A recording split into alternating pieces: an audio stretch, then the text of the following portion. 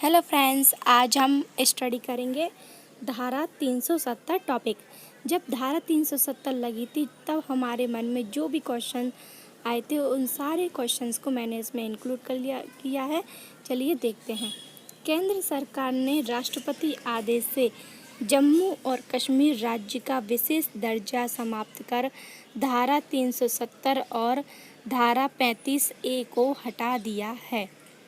5 अगस्त 2019 को भारत के गृह मंत्री ने इसकी जानकारी राज्यसभा में दी और जम्मू और कश्मीर पुनर्गठन बिल प्रस्तुत किया।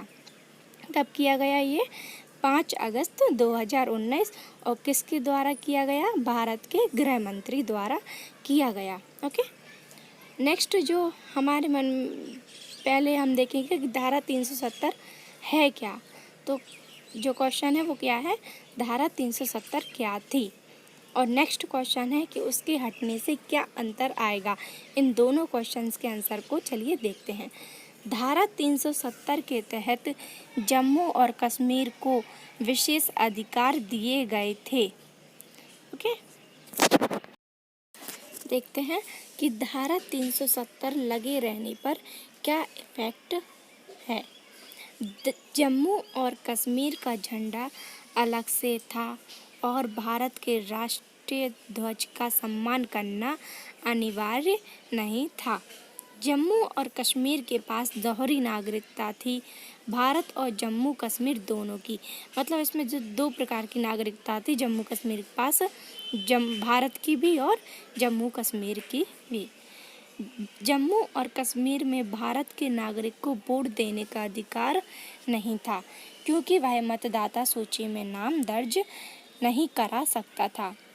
भारत का सुप्रीम कोर्ट के साथ के आदेश पहले जम्मू और कश्मीर में मान्य नहीं होते थे।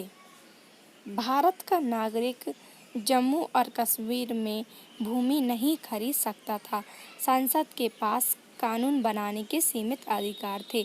तो ये धारा 370 लगे रहने पर ये सारी चीज़ें थी।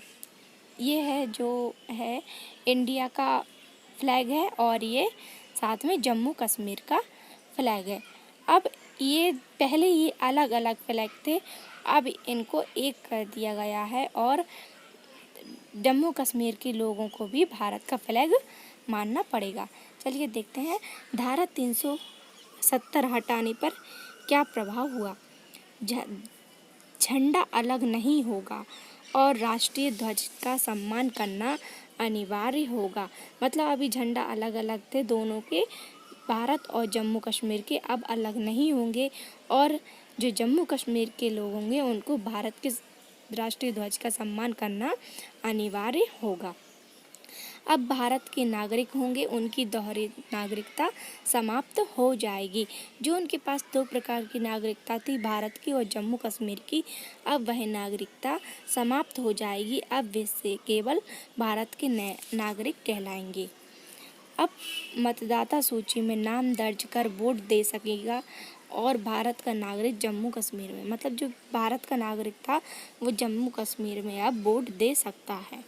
ओके, भारत के सुप्रीम कोर्ट का आदेश पहले जम्मू और कश्मीर में मान्य नहीं था लेकिन अब यह मान्य हो जाएगा।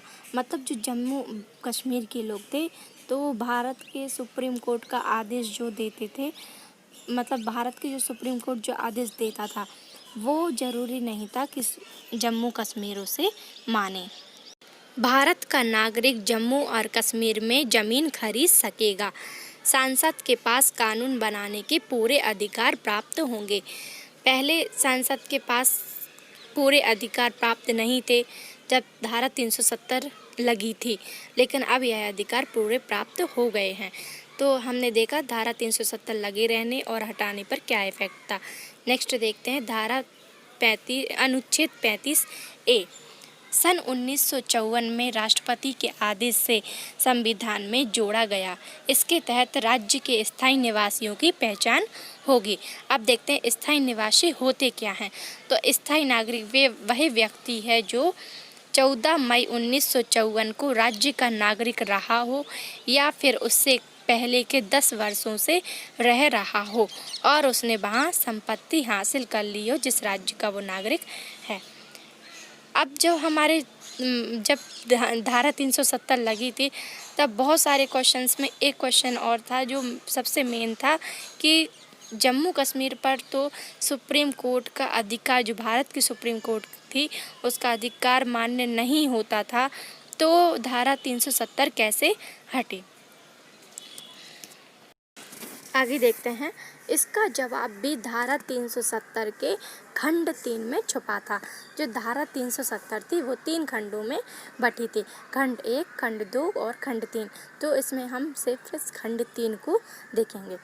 अनुच्छेद 370(3) के तहत राष्ट्रपति आदेश जारी कर धारा 370 को खत्म कर सकता है, पर 370(3) में यही भी प्रावधान था कि 370 धारा को बदलने के लिए जो जम्मू कश्मीर संविधान सभा है उसकी सहमति लेना जरूरी होगा।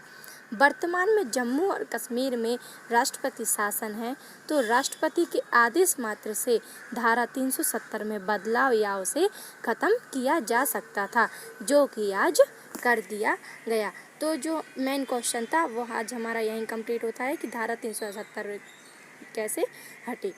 नेक्स्ट देखते हैं कि ये जो नए बदलाव थे, जो धारा 370 हटाने पर जो नए बदलाव होंगे वो कब लागू होंगे।